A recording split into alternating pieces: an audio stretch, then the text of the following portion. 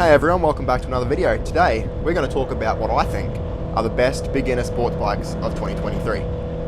Now, I'm probably going to get a lot of hate for the first one, but just hear me out, alright? I do know what I'm talking about sometimes. But anyway, without further ado, in fourth place, I'm going to go the Ninja 400 from Kawasaki.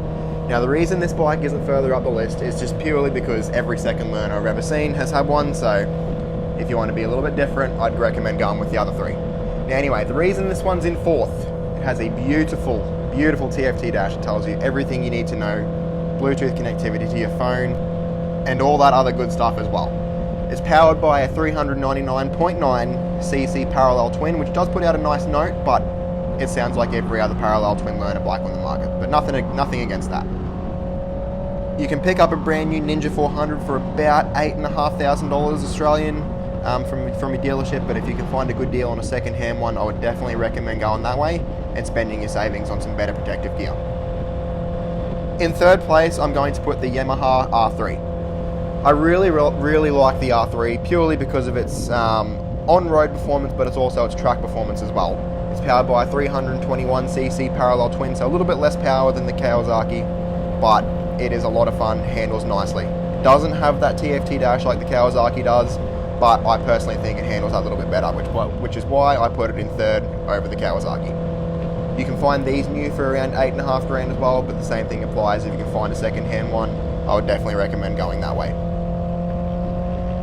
In second place, I'm going to put the KTM RC390. The reason this bike isn't on first is because, well, it's been overdone. I'm sorry KTM, I had to say it, but the bike that's in first place has taken your throne.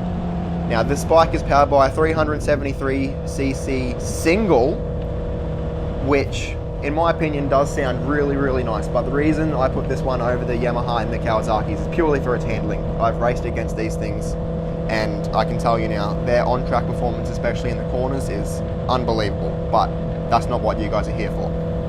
It does now finally have that TFT dash that you can find on the Duke 390.